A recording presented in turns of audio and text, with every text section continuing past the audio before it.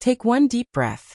If you believe that some connections don't arrive loudly, they arrive softly, unexpectedly, and change you without asking permission, then subscribe to this channel now. Because this is not a place for rushed stories. This is where moments unfold slowly and linger long after the screen fades to black. Now listen. Daniel Reed never planned to stay late that evening. The bookstore was already quiet, the kind of quiet that feels heavier than silence. The rain outside tapped gently against the front windows, blurring the streetlights into soft halos of yellow and white. Most people had gone home hours ago, leaving behind the faint scent of coffee and old paper. Daniel was locking up the back office when he heard movement near the history section. Not footsteps. Not loud enough for that. Just the soft sound of something shifting. He frowned slightly, keys still in his hand, and walked back toward the main floor. That's when he saw her. Emma Collins stood near the tall wooden shelves, one hand braced against the edge of a ladder, the other holding a thick hardcover book pressed to her chest. Her shoulders were tense, her brow faintly furrowed like she was trying to solve a problem that had nothing to do with books. She hadn't noticed him yet. Emma was a regular. Not the kind who chatted or lingered at the counter. She came in quietly, chose carefully, left without fuss. Daniel had always noticed her in the background. Never enough to feel intrusive, but enough to remember her face, her calm presence, the way she seemed to move like she didn't want to disturb anything around her.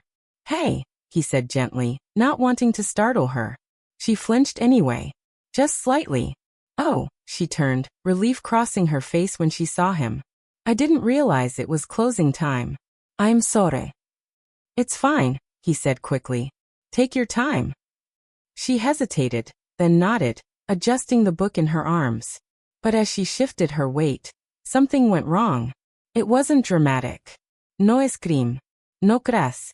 Just the subtle slip of her heel on the ladder rung. Daniel moved without thinking. 1 second she was steady. The next she wasn't. He caught her just as her balance gave way. One arm instinctively wrapping around her back, the other gripping her forearm to keep her upright. The ladder rattled softly behind them. Emma gasped, not from fear, but from surprise. For a moment, neither of them moved. They were closer than either of them expected.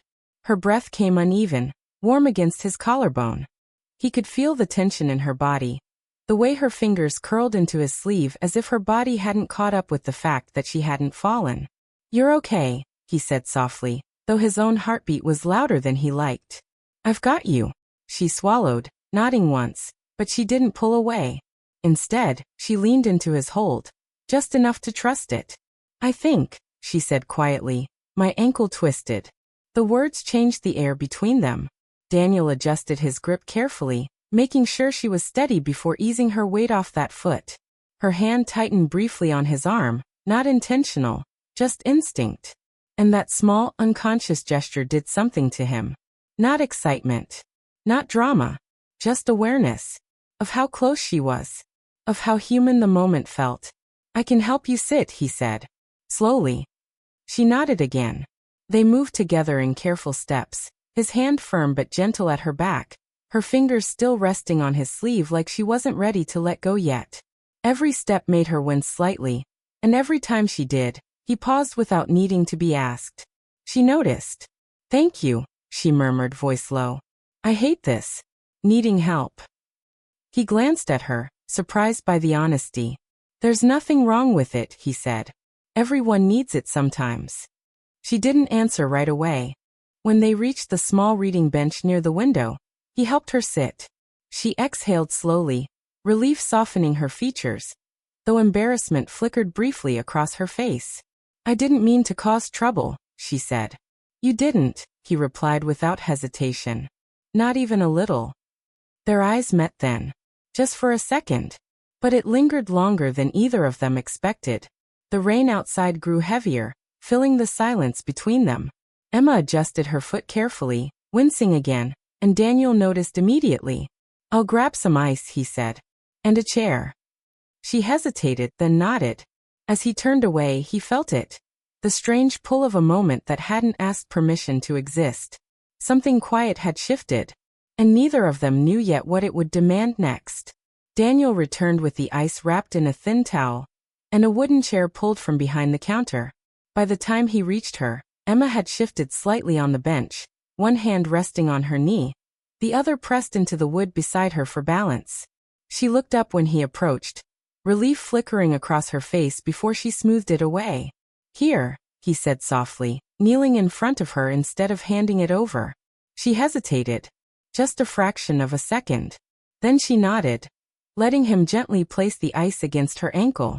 His fingers were careful, respectful, never lingering longer than necessary, but she still felt the warmth of his touch even through the towel. "That better?" he asked. "Yes," she breathed. "Thank you." Silence settled again, thick but not uncomfortable. The rain outside had turned steady now, filling the space with a muted rhythm that made everything else feel distant. Daniel pulled the chair closer and sat, leaning forward just enough to show he wasn't going anywhere. "You come in here a lot," he said, not accusing, just observing. "But you never stay long."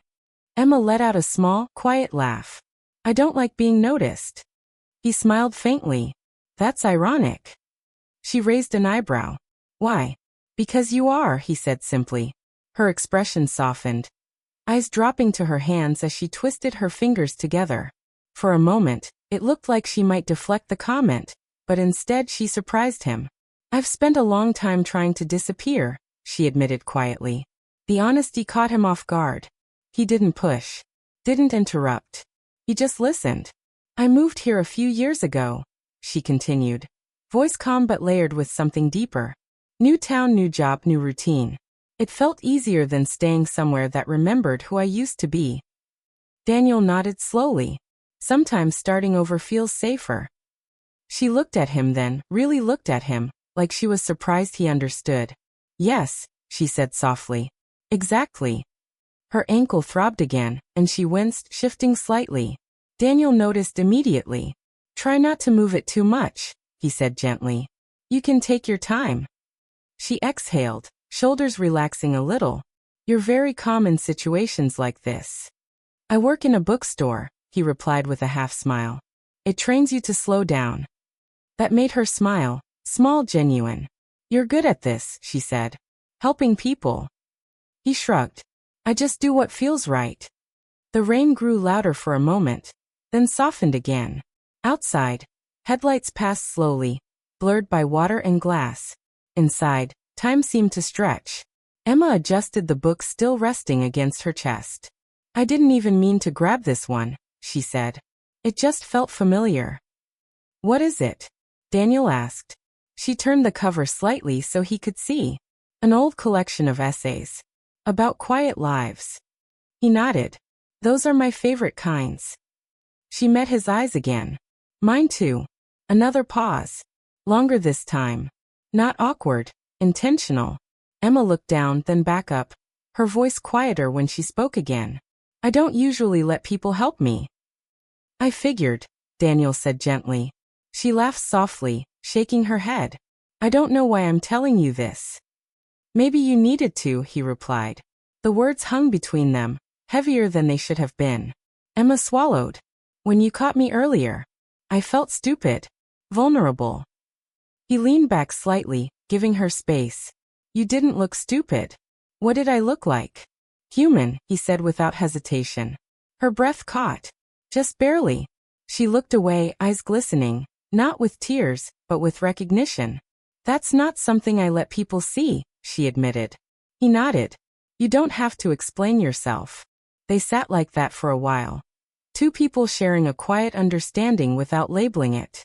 The clock above the counter ticked softly. Somewhere in the back, the heating system hummed. Eventually, Emma shifted her weight again, testing her ankle more carefully this time. "I think I'll be okay," she said.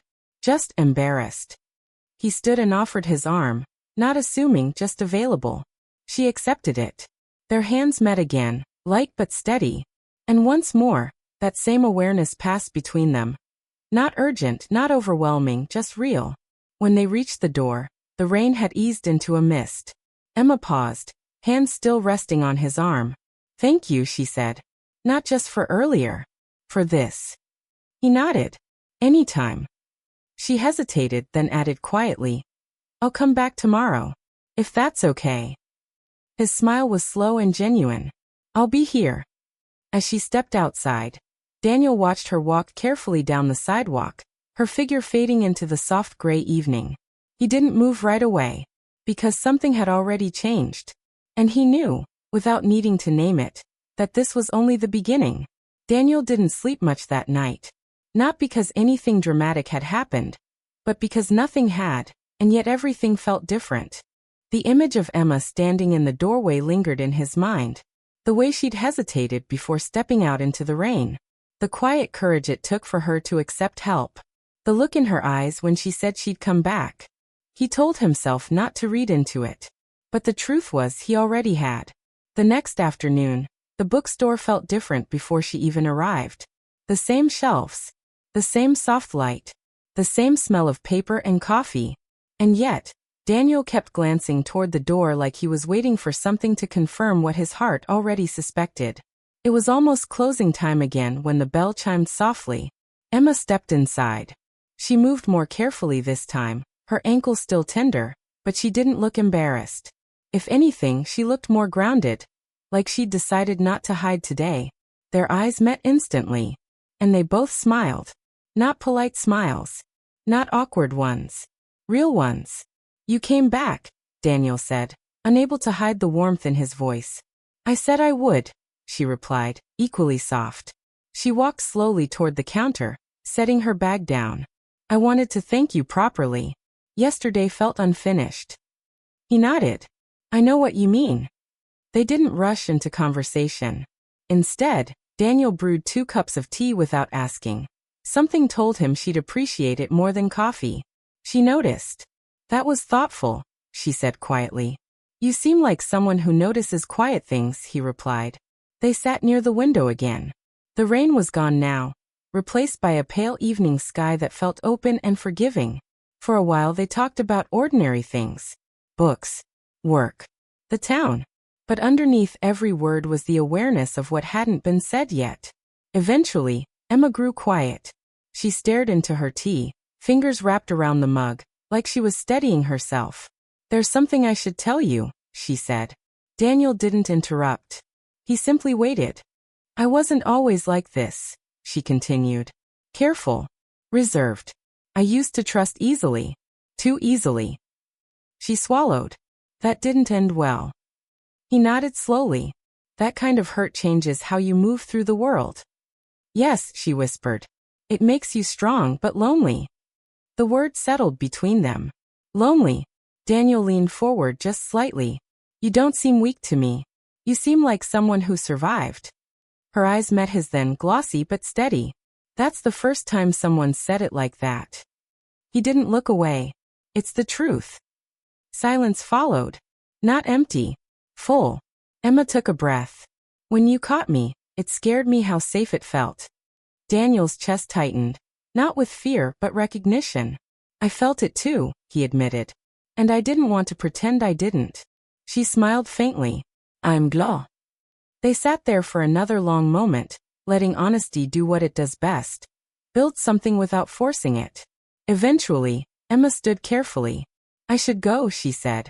But I don't want this to be the last conversation. It doesn't have to be, Daniel replied. She hesitated, then nodded.